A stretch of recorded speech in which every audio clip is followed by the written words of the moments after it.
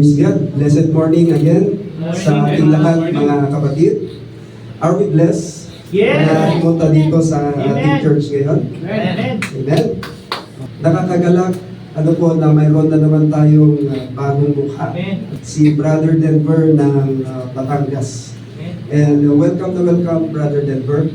Gaya nga ng sabi ng ating presenter kanina, nawa hindi ito ang una at huling makakasama ka namin. Amen? Hanggang nandito ka sa KSA, sana makasama ka namin. Ang aking babahagi sa inyo ngayon, mga kapatid, is what does it mean to commit everything to the Lord?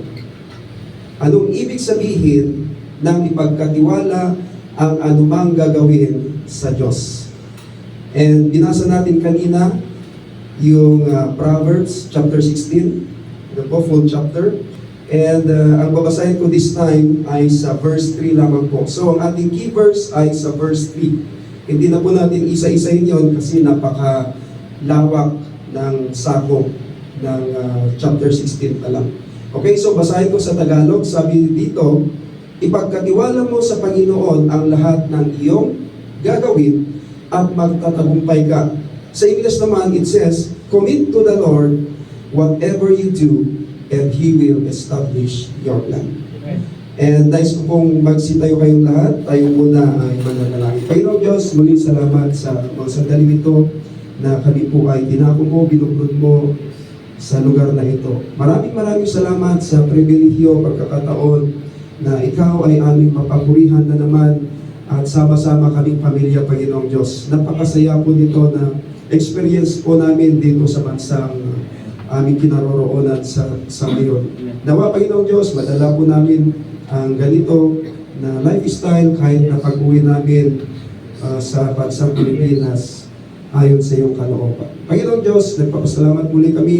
Nawa sa mga sandali ito, ang iyong mga salita ay magbigay ng benepisyo, dagdag kaalaman, encouragement, kalakasan sa bawat isa na nandito at sa mga makikinig pa. Panginoong Diyos, muli salamat sa paggabay mo sa amin, simula sa umpisa, nawa gabayan mo po kami hanggang matapos, hanggang sa aming paroroonan. At lahat ng ito ay dinadalangin namin sa butong na aming Panginoon at tayo tagapagligtas. In Jesus' name we pray. Amen. Amen and amen. Praise God. Inuulit ko ano yung aking babahagi sa inyo ngayon. What does it mean to commit everything to the Lord? Dito po sa ating key verse ng Proverbs chapter 16 verse 3 na sinulat ni King Solomon, ito po ay very familiar sa bawat Kristiyano. Hindi ko alam kung familiar sa inyo, pero very familiar po ito sa mga Kristiyano. Ano po?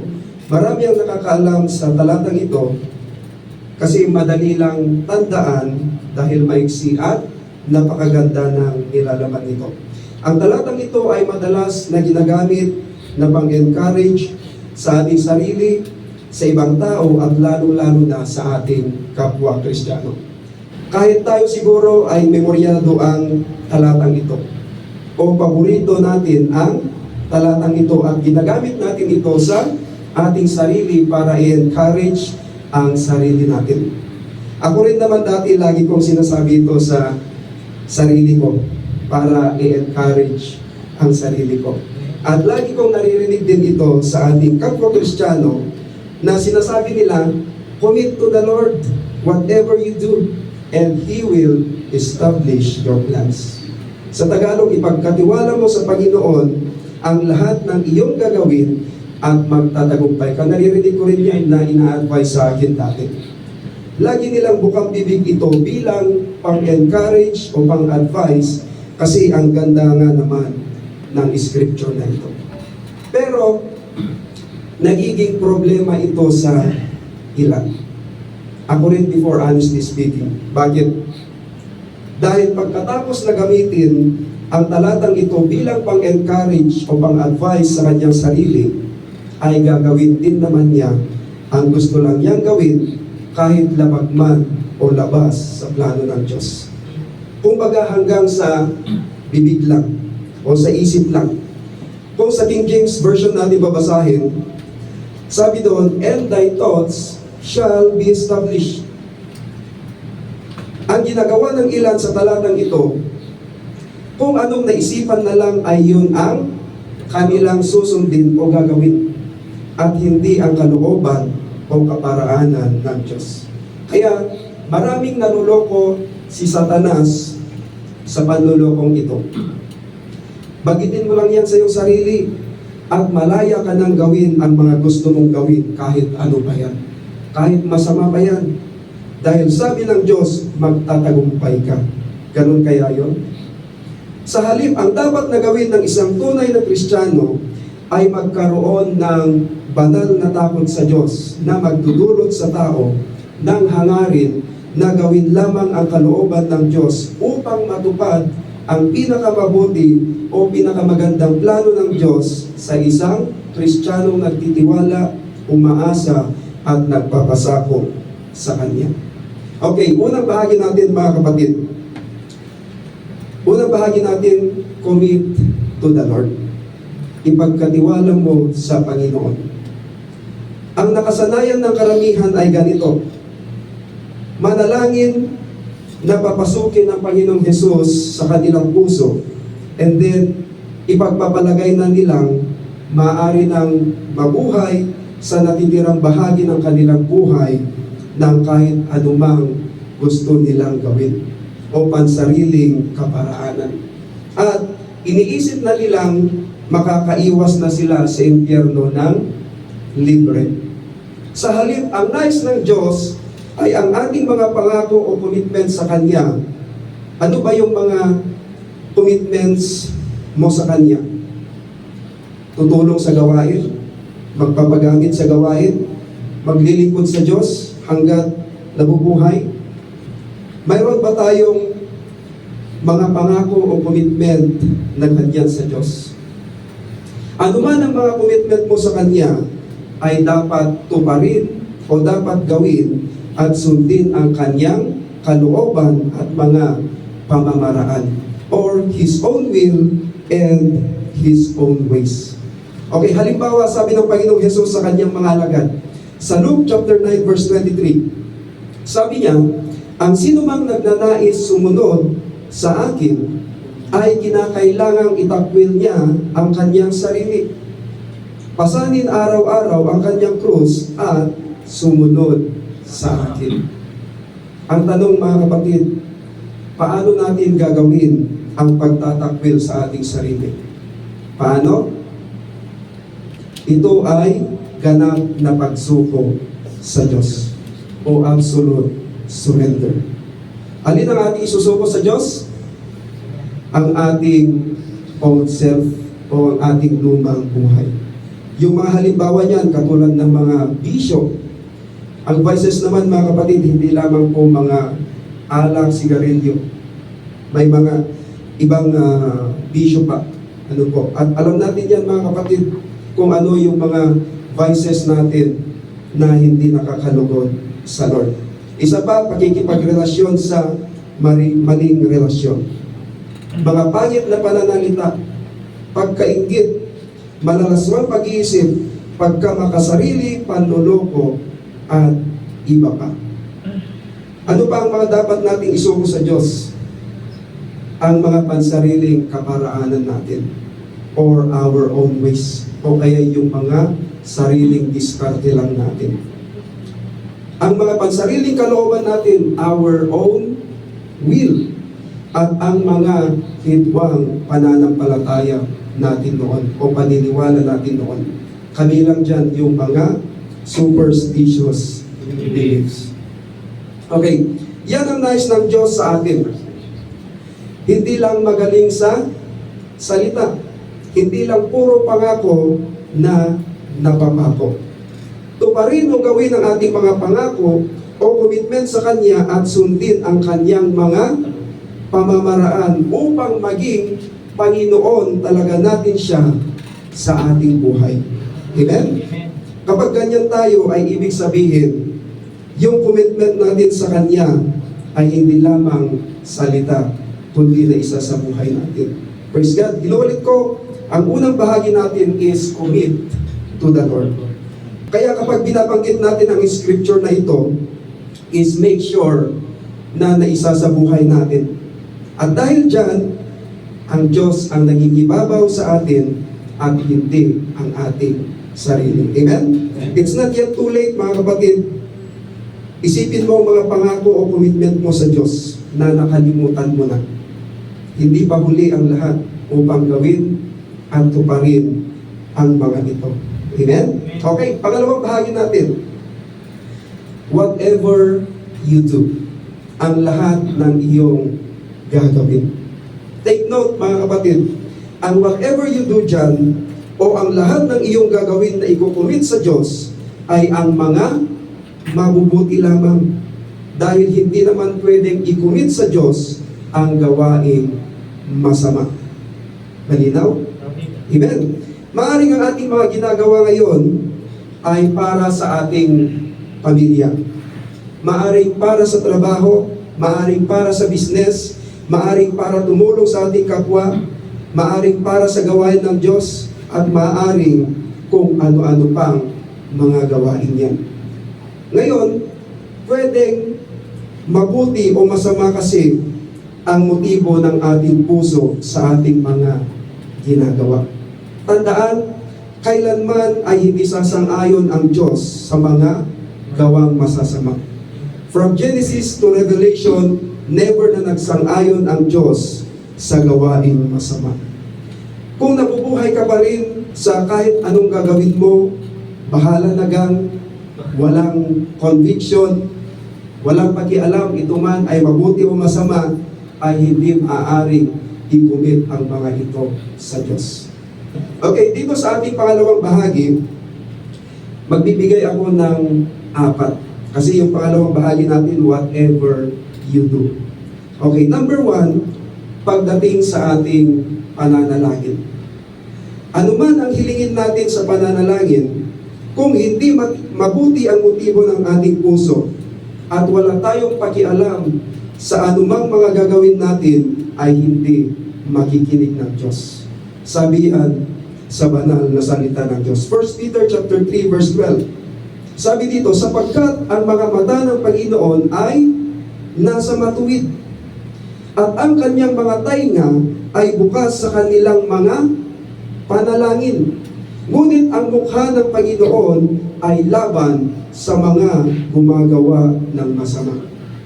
Tingnan din natin sa Mark chapter 11 verses 24 to 26. It says, therefore I say to you, whatever things you ask when you pray, believe that you receive them, and you will have them.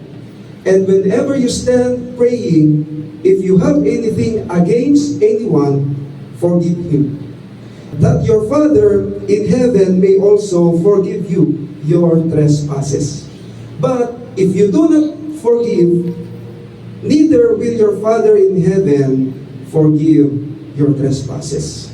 Kaya napaka-importante talaga, mga kapatid, na malinis o tama ang motibo ng ating puso, o magkaroon tayo ng mapagpatawad na puso, upang sa ganon, anong sabi niya sa verse 24? Sabi ng Panginoong Jesus, ang lahat ng bagay na iyong idalangin at hingin, paniwalaan ninyong tinanggap na ninyo, at iyon ay mapapasa inyo. Amen? Amen. Praise the Lord. Okay, number 2 dito sa pangalawang bahagi natin. Pagdating sa ating mga mabubuting gagawin. Whatever you do, gawin natin ito sa pag-ibig. 1 Corinthians chapter 16 verse 14. Lahat ng inyong ginagawa ay gawin ninyo sa pag-ibig. May nakakakita man o wala. Minsan masipag lang gumawa ang isang tao kung may nakakapansin, nakakakita, at nakaka-appreciate sa Kanya. Kung mahal talaga natin ang Diyos, ay gumawa tayo ng may pag-ibig o kusang loob. Ibig sabihin, hindi napipilitan, hindi naghahangad ng kapalit, at hindi pakitang tao lamang. Kahit hindi man tayo napapansin o na-appreciate ng tao, ay gawin pa rin natin sa pag-ibig ang ating mga mabubuting ginagawa, lalo na sa gawain ng Diyos. At huwag tayong magsasawang gawin ang mga ito. Amen? Mas maganda na ang Diyos ang nakakakita at nakaka-appreciate nito dahil may reward at mga pagpapala sa Kanya. Amen? Amen. Ganyan kasi ang ating Lord, mga kapatid, na susurprise ka na lang sa mga blessings. Ano po? Na hindi mo naman hinihingi o hindi mo naman hinahangad. Di ba napakasarap pakinggan na sa Kanyang muling pagbabalik, sasabihin niya sa atin, well done, good and faithful servant. Number 3 dito sa ating pangalawang bahagi, pagdating sa ating katawan.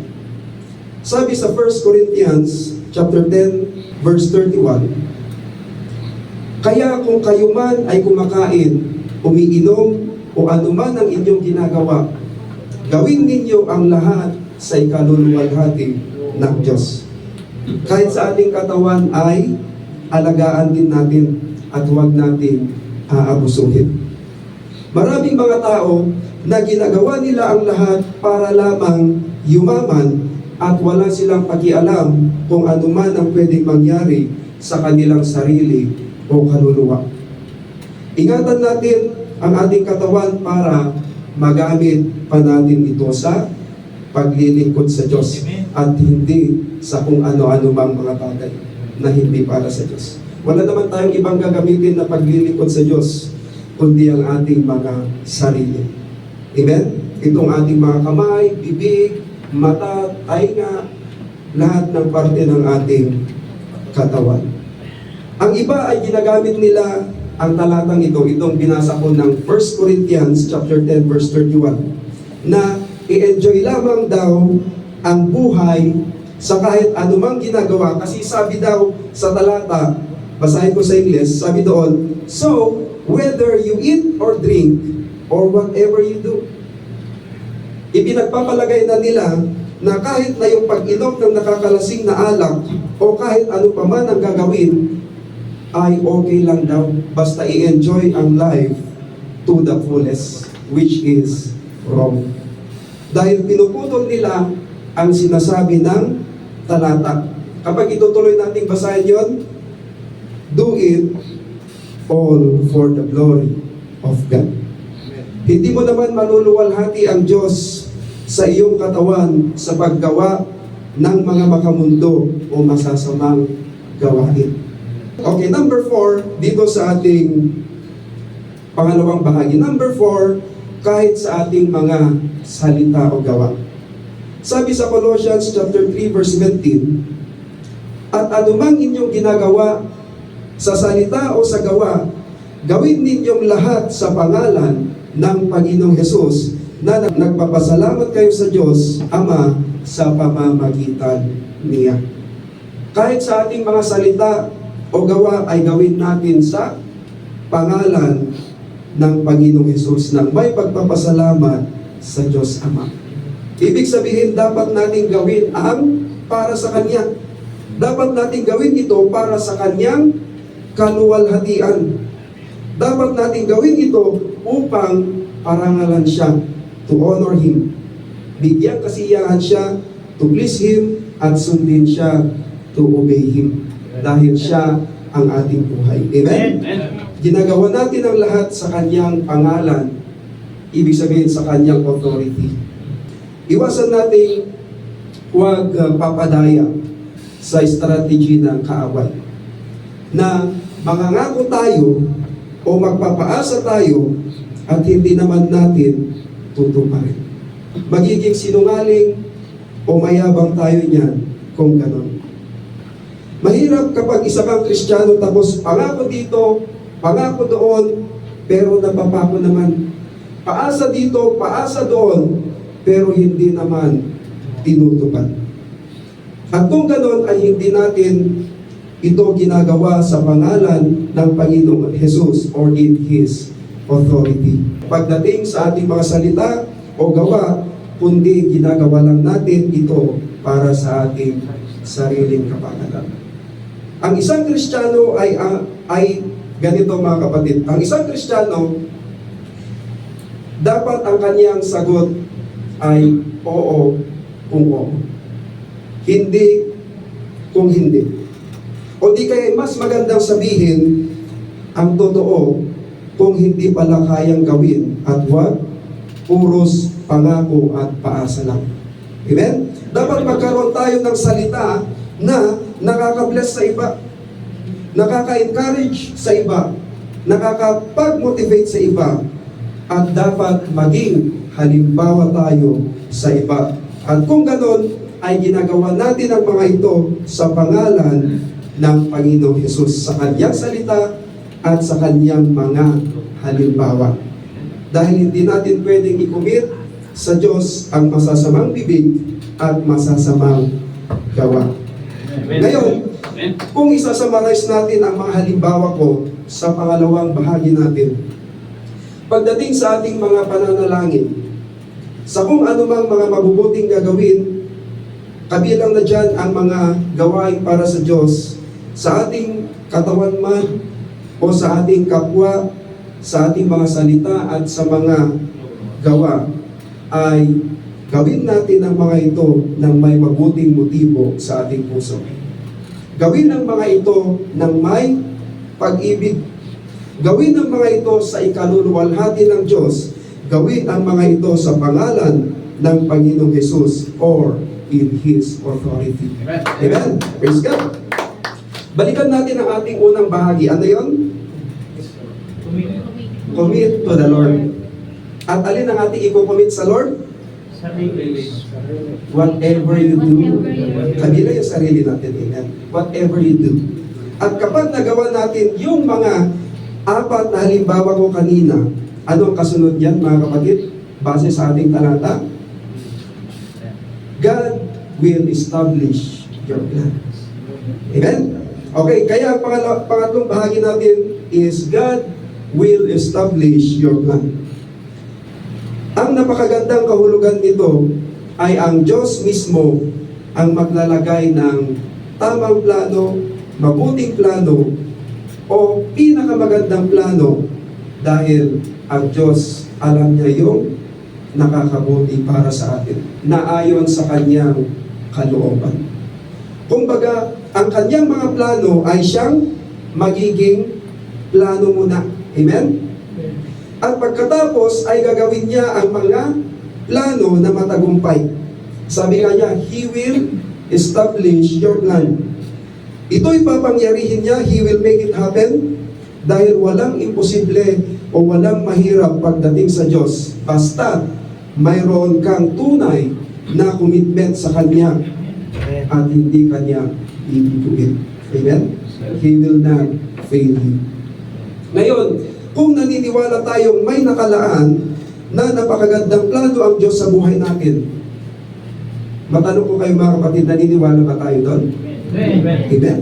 Kung talagang naniniwala tayo na may nakalaan na magandang plano ang Diyos para sa atin, wala nang dahilan pa sa pagkabalisa, worry, or anxiety sa kasalukuyan at kahit pa sa future natin. Amen? Praise God.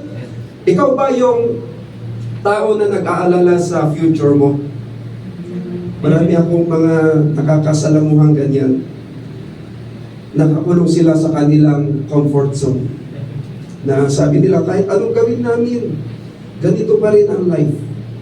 So marami po akong mga ine-encourage na ganyan. And ine-encourage ko sila na lumabas sa kanilang comfort zone. Nag-aalala ka dahil, yung iba nag-aalala dahil tumatanda na. Tapos wala pa rin ipon. Nakaka-relate tayo, no? Yung iba naman nag-aalala, tumatanda na, wala pa rin biyenan. Pasko na, wala pa rin biyenan. Palaging pakatandaan mga kapatid na ang Diyos na ang maglalagay ng mabubuting plano sa puso mo. At yun na ang magiging plano mo, basta sundin mo lang ito at magtiwala sa Kanya, dahil God knows what's best for you and me. Amen? Kung tatanda ka mang dalaga o binata, Baka mas nakakabuti yan para sa iyo. Dahil mas alam ng Diyos ang nakakabuti para sa kanyang mga anak at dapat marunong din tayong mag-antay. Amen? Marunong tayong mag-antay sa timing ng Diyos dahil yun ang perfect timing. Amen? Huwag magmamadali o huwag uunahan ang Diyos para hindi tayo mapahamak o magkamali. Amen. Huwag din natin iisipin na masyado ng late ang Diyos dahil inihahanda Kanya muna. Amen? Amen. May mga kakilala nga ako ng mga dalaga, nai-stress daw sila. Hindi sa work, hindi sa financial status. Na-stress sila kasi yung mga relatives, mga kapamilya nila, kailan ka mag-asawa? Diba ba? So huwag tayong magmamadali kung ikaw man ay single, huwag kayong magmamadali. No. Dahil alam ng Diyos ang nakakabuti para sa iyo. Amen? Maging tatanda ka man na binata o dalaga, alam ng Diyos ang nakakabuti para sa iyo. Amen? Okay. Minsan, kapag nabibigo ang ating mga plano, ay ano yung resulta? Nadidepress, nalulungkot, nadidiscourage, nadidismaya tayo, at ito ay nakakapanghina. Pero dahil ang Diyos na ang naglagay ng mga mabubuting plano sa puso natin, ay kahit ano pa man ang mangyari, ito'y Kanyang papangyarihin. Amen. O gagawin at walang makakahadlang na kahit na sino.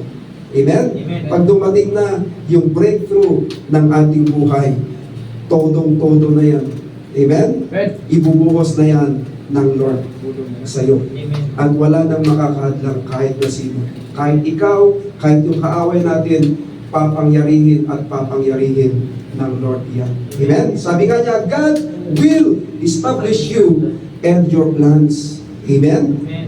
Nakakalungkot na may mga Kristiyano na nababalisa o nai-stress, na iniisip ang kanilang tungkulin, na maitaguyod ang kanilang mga plano.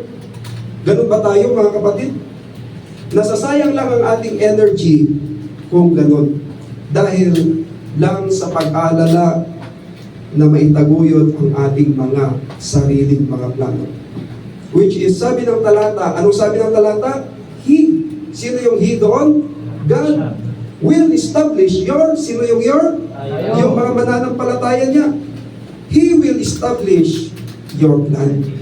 Amen? Not you, not us, but He. Ang Diyos lamang po. Kaya ang dapat natin gawin mga kapatid ay ipagkatiwala sa Diyos ang lahat-lahat at mamuhay alinsunod sa Kanyang mga pamamaraan at hindi na sa ating sariling pamamaraan. At kung ganoon, ay magkakaroon tayo ng tunay na kapayapaan, kagalakan, kasaganaan sa ating buhay. Praise God! Sa ating pagtatapos, mga kapatid. Una sa lahat, bago natin i-commit ang ating mga mabubuting gagawin sa Diyos, bago ang lahat, dapat committed and dedicated talaga ang ating buhay mismo sa Diyos. Amen? Hindi mo maikukumit sa Kanya yung mga gagawin mo kung hindi ka talaga committed and dedicated ang buhay mo sa Diyos. Amen? Sabi nga ni Apostol Pablo, dapat si Kristo na ang nabubuhay sa atin. Galatians chapter 2 verse 20, sabi niya, ako'y ipinakong kasama ni Kristo at hindi na ako ang nabubuhay. Sino lang nabubuhay sa Kanya? Kundi si Kristo na ang nabubuhay sa akin. Now, ano-ano kaya ang mga plano mo na nasa inyong puso? Siguro, lahat tayo dito, napakaraming mga plans sa ating mga puso. The question is, plano ba iyan ng Diyos? O plano mo lang? Sabi sa ating talata, commit to the Lord. Kanino tayo magko-commit? To the Lord. To the Lord. Pero minsan, mas matindi pa ang commitment natin sa tao, sa trabaho, sa pera, sa galaan, o kung ano-ano pa kaysa sa Diyos. Sabi sa ating talata, commit to the Lord whatever you do. Amen? Amen. Praise God. Commit to the Lord. Praise God. Tandaan, anuman ang nangyayari sa ating buhay o sa ating kapaligiran, laging balikan ang salita ng Diyos sa Proverbs chapter 16 verse 3 na ating key verse na ating pinag-uusapan at ihanay o i-align ang ating mga sarili sa kanyang kalooban at kaparaanan sa pamamagitan ng kanyang mga salita. Amen? Amen. Remember this mga kapatid, commit to the Lord. Ano yung kasunod? Whatever you do, ano yung kasunod? And He will establish your plans. Magsitayin tayo lahat mga kapatid. Praise God. Panginoong Diyos, muli nagpapasalamat kami sa mga sandaling ito. Salamat po muli sa reminder, Panginoong Diyos. In Jesus' name we pray. Amen.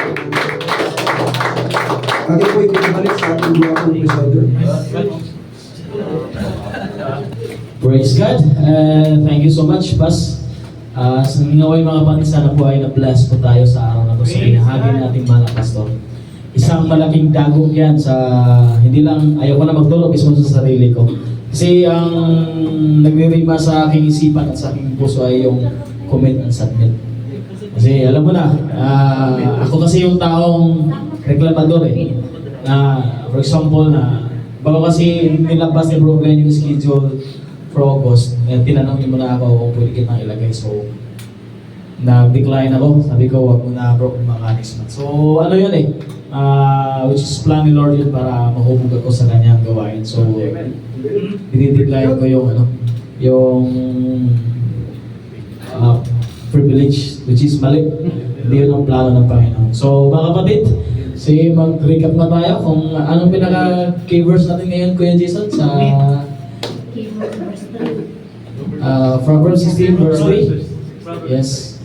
Mga about plans sa Panginoon, mga kapatid. Kung anong mga plano sa ating buhay, ay isabit natin yan sa ating Panginoon Diyos na buhay. No?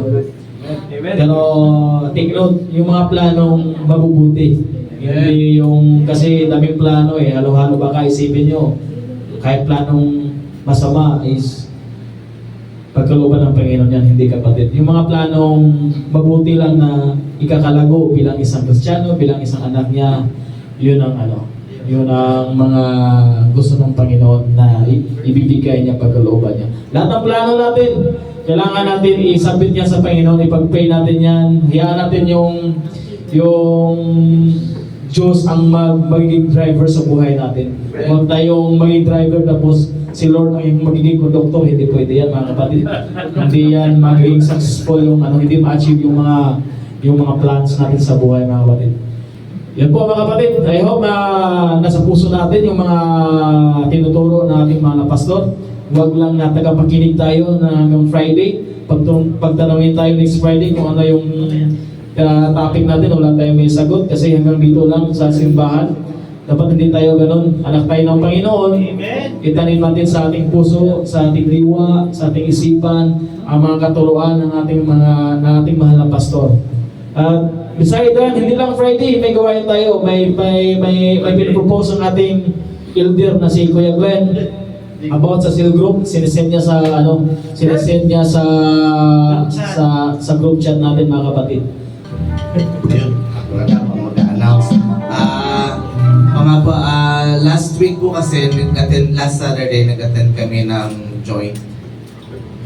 Umattend kami ng prayer meeting ng LOL, yung isang church na inaano natin. And napagkasundan po ng dalawang pastor natin together with the brother Glenn and bro witness ni Bro Oliver and myself, Sister Kisa, Brother Yoke. Now, sa September 13, magkakaroon po tayo ng joint fellowship. It could be here or it could be there. Kasi may i-discuss pa, pero we are announcing it para po makapag-prepare kayo at ma-check niyo yung schedule niyo. Hopefully lahat tayo maka-attend.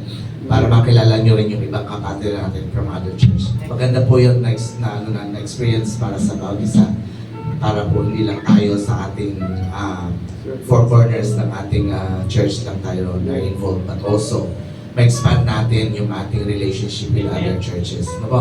So,